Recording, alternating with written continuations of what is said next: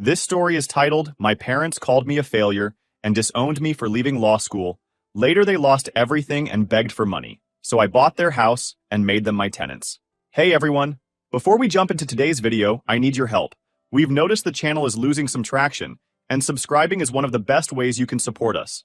It's quick, free, and it helps us keep bringing you awesome content. Your support means the world. Let's keep this channel growing together. Thanks so much. Now let's start the video. Hey guys, I'm not usually the one to share my personal drama, but I feel like this has been eating at me for too long, and maybe putting it out there will help. My family situation has always been, let's just say, complicated, but things have hit a new level of awkward lately. So here's the thing. I grew up being that kid. You know, the one with all the expectations piled on.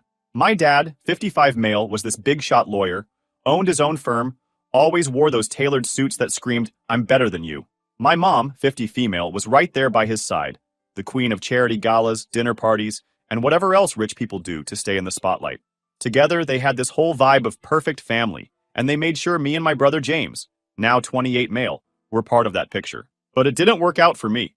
Dad had my life planned out before I even knew what I wanted. I was their smart kid, so obviously I had to be a lawyer too. He'd say stuff like, you'll take over the firm one day.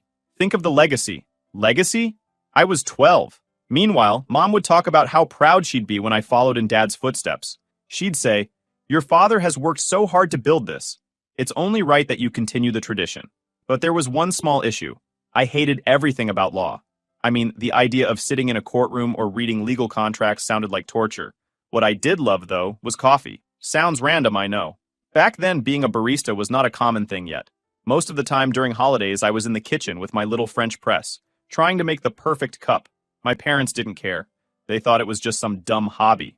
The only person who got me was Aunt Lisa, 62 female, my dad's older sister. Lisa was nothing like my parents. She was chill, worked as a librarian, and always seemed to have time to listen. She'd say stuff like, the world needs people who love what they do. Don't let anyone tell you what your passion should be. She was my safe space, the one person I could talk to without feeling judged. High school is when the cracks really started to show. I started talking about my dream of opening a coffee shop, and my parents lost it.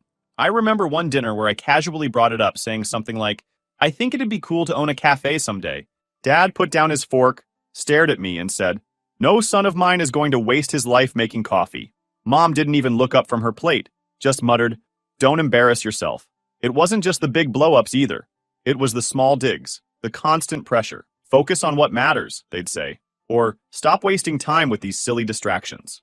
James, my brother, was their golden boy. He was already on track for law school, doing all the things they wanted me to do. They'd say, why can't you be more like James? That hurt more than I'll admit. Aunt Lisa was my only cheerleader.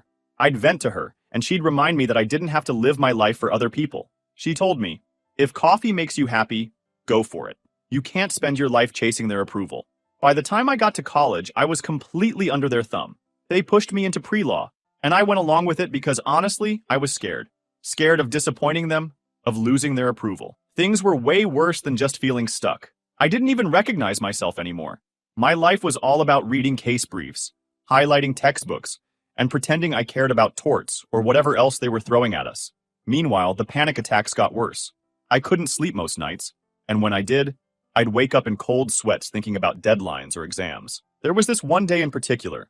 I still remember it so clearly. It was the middle of my last year, and I was sitting in this cafe near campus, trying to cram for finals. I wasn't even looking at my notes.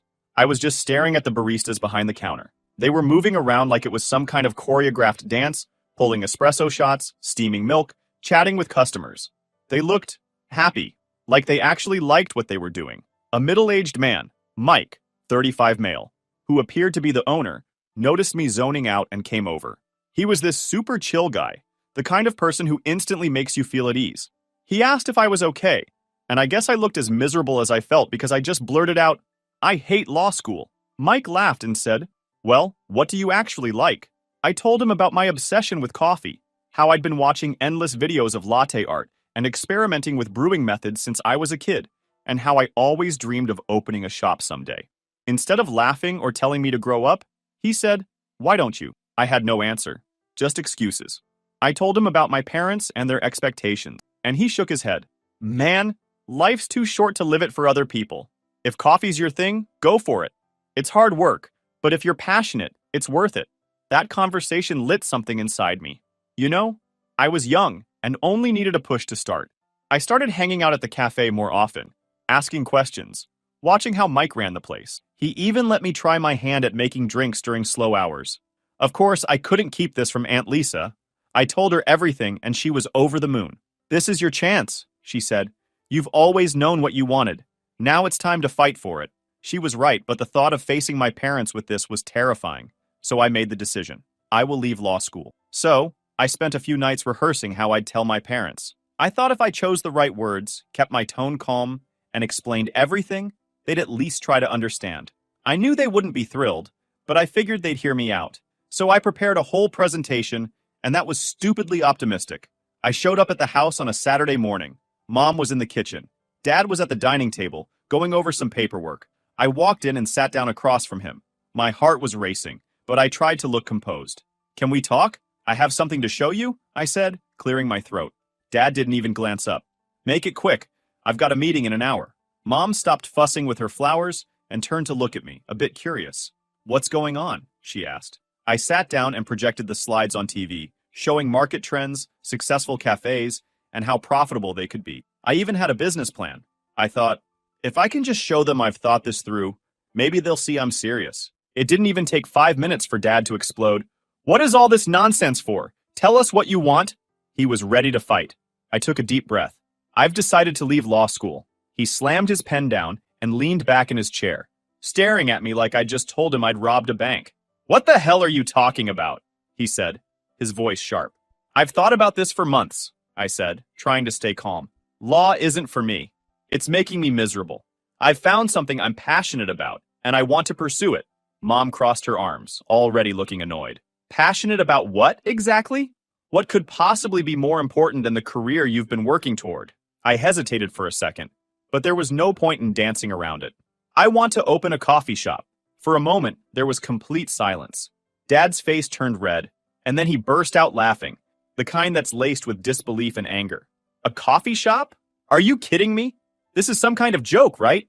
"It's not a joke," I said firmly. "I've been learning everything I can about the industry.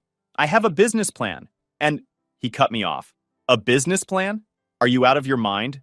Do you have any idea how much we've invested in your education? And now you want to throw it all away to become a glorified barista?" "Dad, it's not about the money," I tried to explain. "I'm miserable in law school. I've been miserable for years. This is the first time I felt like I know what I want to do with my life." "You don't know what you're talking about," he snapped. "Do you know how many sacrifices we've made to give you these opportunities? And this is how you repay us?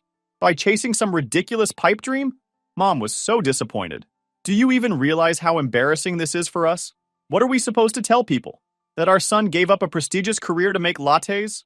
I felt my frustration bubbling over, and I couldn't stay silent anymore. I had to defend what I truly wanted, and they can't stop me.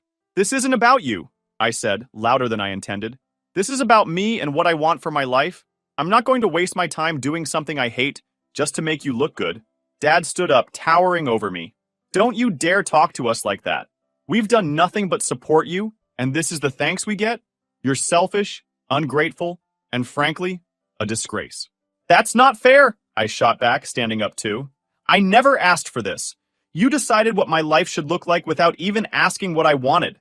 I'm not going to fulfill your dreams, and I'm done living for your approval."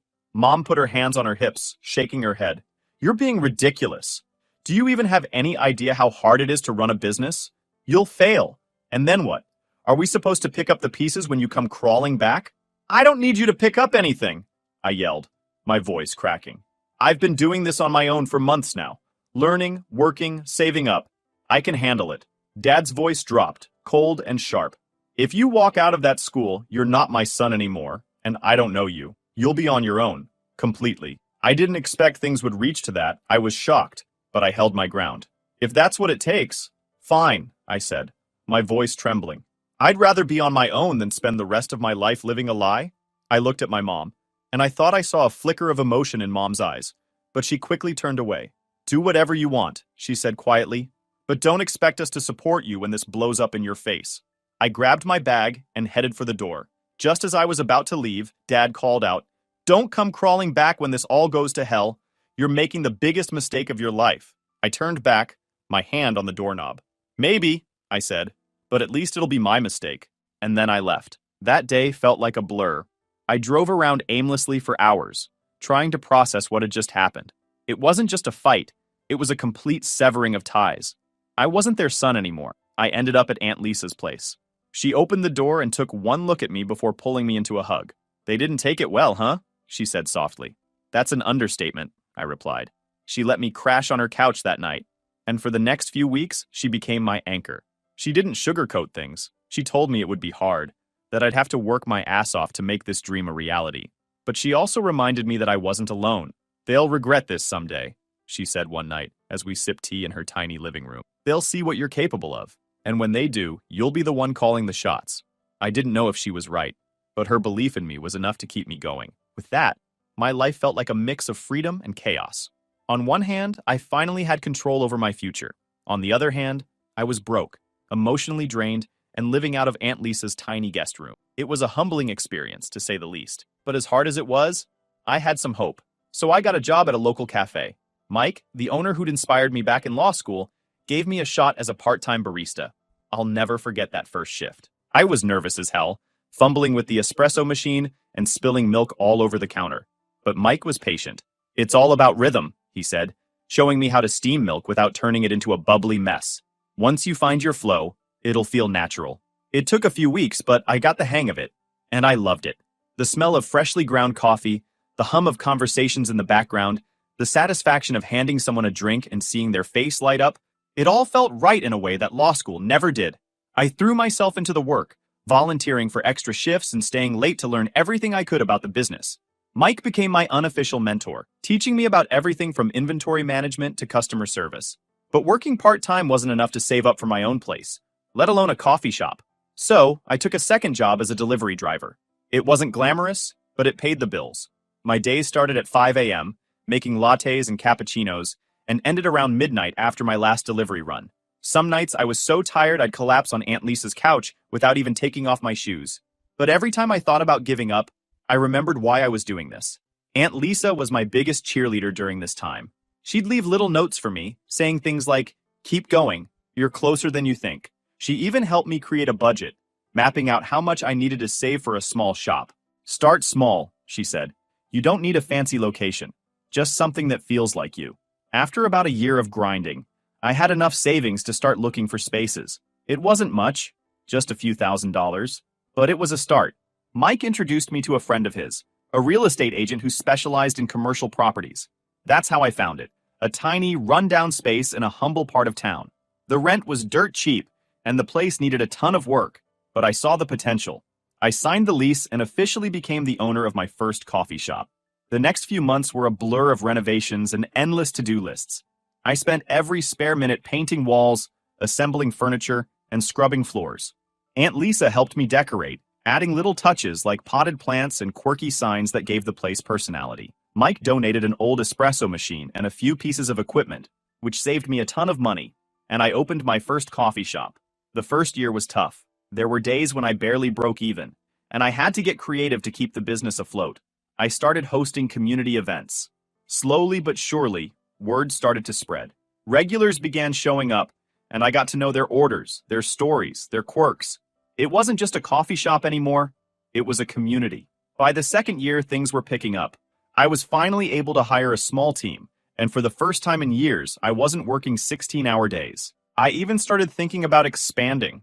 A second location felt like a pipe dream at first, but when a space opened up in a nearby neighborhood, I jumped on it. This time, I had more experience and resources, so the process was a little smoother. Within a few months, I had a second shop up and running. Now, 4 years later, I own 5 locations. Each one has its own vibe, but they all share the same heart. Good coffee, good people, and a welcoming atmosphere. I've got an amazing team who feels more like family than employees, and a loyal group of customers who've been with me since the beginning. Some days, I walk into one of my shops and can't believe how far I've come. Meanwhile, my parents' world was falling apart. Dad's firm, which had been a symbol of success and stability for so long, started crumbling. He'd taken on some high-profile cases to boost his reputation, but they ended up being financial disasters. Aunt Lisa kept me updated, though I tried not to dwell on it. I wasn't looking for revenge or validation. I just wanted to focus on building my life. But then came the news I wasn't expecting. Their house was in jeopardy. Aunt Lisa called me one night and said, "Your parents are about to lose the house. The bank's giving them 60 days to come up with the money, or they're out." I didn't know what to say. For years, they'd ignored me, written me off, and now they were the ones in trouble. Iki, they called me earlier, Aunt Lisa said, breaking the silence. They're desperate. They asked if I could loan them the money, but you know I don't have that kind of cash. She paused, giving me a careful look. They're going to call you next. I scoffed. Why? So they can tell me I'm a failure again? Pass. Think about it, she said. You've built a life for yourself. You're in a position to help if that's what you want to do. But don't feel obligated, okay? Just take some time to decide. She was right. I needed to think. So when their call came the next day, I let it go to voicemail. And the next one. And the next. It wasn't until the fourth message, when my mom's voice cracked as she said, "Please, just call us back," that I finally caved. When I called, they both answered, speaking at the same time. My dad started with, "We need to talk," while my mom blurted out, "We're sorry." It was so strange to hear them apologizing after years of silence. "What do you want?" I asked, my voice flat. There was a long pause before my mom said, "We're about to lose the house. We need your help." "And why would I help you?" I asked. "You made it pretty clear I wasn't part of this family anymore." "That was a mistake," Dad said, his tone stiff. "We were wrong to say those things. But this is about the house, not the past. We need $150,000 to pay off the debt, or the bank's going to foreclose." I laughed, not because it was funny, but because of the sheer audacity. "Let me get this straight. You disowned me, called me a disgrace, erased me from your lives, and now you want me to bail you out? You've got to be kidding." "Please, just listen," Mom said. "We don't have anywhere else to turn. We wouldn't ask if it wasn't serious." "Oh, it's serious," I said, my anger boiling over. "Serious is what happens when you throw your kid out because he doesn't fit into your perfect little mold. Serious is building a life from scratch while you sit in your fancy house pretending I don't exist. And now you want me to fix your mess? Unbelievable. We're not asking for charity. We'll pay you back. We just need time." Dad said, "I don't think you understand how this works," I said. "You don't get to rewrite history because it's convenient for you now. You burned that bridge, remember?" There was silence on the other end. Finally, my mom said, "We know we hurt you. We were wrong. But you're still our son. Can't we start over?" I didn't answer right away. Part of me wanted to hang up and never speak to them again. But another part of me, the part that remembered Aunt Lisa's words about building my life on my terms, felt like this was a chance to take back control. "I'll think about it," I said, and hung up before they could say anything else. Over the next few days, I weighed my options. I knew I could afford to help them. The business was doing well, and I had the money. But I wasn't going to just hand it over. If I did this, it would be on my terms, not theirs. I talked it over with Aunt Lisa, who, as always, gave me solid advice. "You have every right to say no," she said. "But if you decide to help, make sure it's on your terms. Protect yourself." I had a plan, and here is how it went. I met with my financial advisor and laid out a plan. Instead of giving them the money outright, I'd buy the house. That way, I could ensure they wouldn't lose it, but I wouldn't be risking my own financial stability either. When I called my parents to tell them, Dad sounded relieved, until I explained the terms. "I'll buy the house outright," I said. "You'll stay as tenants and pay rent. It'll be a modest amount, something you can afford. But if you miss payments or try to manipulate me, I won't hesitate to evict you." "What?" Dad snapped. "You're going to make us your tenants? That's absurd." "It's this or nothing," I said firmly. "I'm not handing you $150,000 to gamble with. This is the only way I'm willing to help." Mom tried to play the guilt card. "We're your parents. How can you treat us like this? How can I treat you like this? Do you even hear yourselves? After everything you've done, you're lucky I'm even picking up the phone." "This is selfish," Dad said angrily. "You're taking advantage of our situation to humiliate us." "No, I'm giving you a lifeline. Take it or leave it." After a long, tense pause, they agreed. I could hear the resentment in Dad's voice, but I didn't care. This wasn't about making them happy. It was about doing what was right for me. A few weeks later, the paperwork was finalized, and I officially became the owner of the house I'd grown up in. The irony wasn't lost on me. The kid who'd been kicked out was now the landlord. The first time I walked into the house after officially becoming the owner, it felt weird. I wasn't sure if I should feel triumphant or just numb. This was the place where I'd grown up, where I'd had birthday parties as a kid, where my parents had screamed at me and told me I was dead to them. Now, it was mine. Legally, anyway. My parents were sitting in the living room when I arrived. Mom was staring out the window, and Dad was pretending to read a newspaper, though I could tell he wasn't focused on it. They looked up when I walked in, and the tension in the air was so thick you could cut it with a knife. "I'll need your signatures on these," I said, holding up the lease agreement. I'd made it as simple as possible. A modest rent, enough to cover maintenance and property taxes, nothing that would crush them financially. I wasn't trying to be cruel. I just wanted boundaries. Mom glanced at the papers and frowned. "You're really going through with this?" "Yes," I said, my tone firm. "This is how it has to be." Dad snatched the papers and started flipping through them, muttering under his breath. "You think you've got all the power now, don't you?" he said, glaring at me. I didn't take the bait. "This isn't about power, it's about protecting myself. You need a place to live, and I've given you one. All I ask is that you hold up your end of the deal." "Your end of the deal?" Dad repeated sarcastically. "You talk like this is some business transaction. We're your parents." "Funny how that works," I said, unable to keep the bitterness out of my voice. "You didn't seem too concerned about being my parents when you kicked me out." Mom flinched, but Dad just shook his head. "We made mistakes. You don't have to keep throwing it in our faces." "Well, now you get to benefit from your mistake, and I'm not throwing anything," I said. "I'm just setting boundaries. This is how it's going to be. If you can't handle that, I'm happy to sell the house and let the new owner deal with it." Mom looked at Dad, who was suddenly quiet. They both knew I wasn't bluffing. After a long pause, Dad grabbed a pen and signed the papers. "Fine," he said, shoving them back at me. Mom hesitated for a moment, then followed suit. "We'll pay the rent," she said softly, not meeting my eyes. "Good," I said, tucking the papers into my folder. "That's all I need." The first few months were awkward, to say the least. They paid the rent on time, but the relationship between us was strained. They'd make little passive-aggressive comments when I visited to check on the house. Mom would say things like, "We never thought we'd end up like this," or, "I hope you're happy." Dad was more direct, accusing me of taking advantage of their situation. "You could have just given us the money," he said one day, when I stopped by to fix a leaky faucet. "You didn't have to humiliate us like this." I set down my wrench and looked at him. "I didn't do this to humiliate you. I did it to protect myself. You don't get to rewrite history just because you're uncomfortable with how things turned out." He didn't say anything after that, but I could tell he was stewing. Meanwhile, Aunt Lisa was my saving grace. She kept reminding me that I'd made the right choice. "They might never admit it," she said, "but you did more for them than they ever did for you. Don't let their guilt trips get to you." She wasn't wrong. Every time I started doubting myself, I'd remind myself that I'd built this life on my terms. I'd earned the right to protect what I'd worked for. One day, a few months after the lease was signed, Mom called me. "Can you come over for dinner?" she asked. I hesitated. "Why?" "We need to talk," she said.